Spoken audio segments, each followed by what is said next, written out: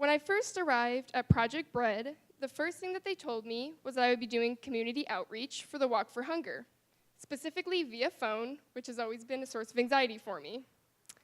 Calling and emailing hundreds of strangers didn't sound like my ideal semester, and trust me, I really didn't think it would be. But I have gained so much from this experience.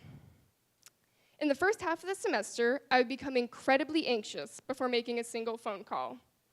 I would have to build myself up to do a dozen in a row, and if I broke that streak of calls, the process would start all over again. I felt like I was unqualified to answer these people's questions about Project Bread when I didn't even know the answer. I would sit at my desk, feeling my blood pressure rise as I repeated their name in my head just to make sure that I wouldn't mess up when I actually called them. I would even go into work every day, hoping for only voicemails so I wouldn't have to talk to an actual person. It got that bad.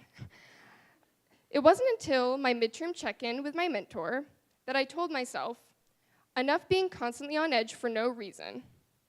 I didn't know these people. I would probably never know these people. I wasn't face-to-face with them. And after all, I was an adult, right? So I knew that my mentor, Eric, would say that I needed to be more confident and to push myself.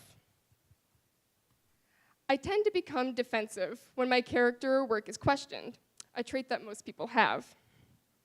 I felt my face grow hot and red as he told me this. And I'm not gonna lie, I was slightly offended and responded with a, yeah, I get this in every aspect of my life. But he was absolutely right. I knew this before the meeting, I knew it during the meeting, but most importantly, I know this now. It was then that I decided that I needed to shift gears. I knew more about Project Bread at that point, and I realized I could use my knowledge to fuel conversation. Now, I know what you're probably thinking. I'm standing up here, shaking and talking fast, trying to get through this as quickly as possible. How is this girl confident? Well, I can tell you one thing confidently, that if I gave this speech to all of you in the beginning of the semester, you would definitely see the improvement.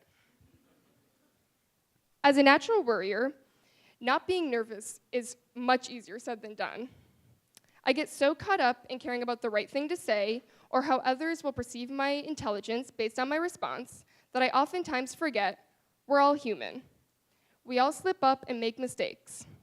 Yes, it's a cliche, but it really is true. If you focus too much on the worst case scenario or what others think about you, you will bury yourself so deep into self-loathing and anxiety that you won't be able to grow out of it.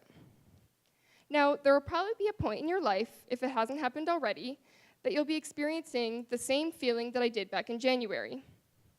Feeling uncomfortable in a new environment is natural, but acknowledging that and moving forward is essential for growth. My advice to you is that when you're faced with this new and scary challenge, take in the feedback of those around you, even if you didn't appreciate it at the time, and recognize your own personal strengths and weaknesses, understanding that growth will soon come. Taking my knowledge and realizing my potential have weaved into my biggest personal achievement this semester, that I'm more capable than I had previously thought. As of now, I have called nearly 650 people, something I never thought was possible back in January. Thank you.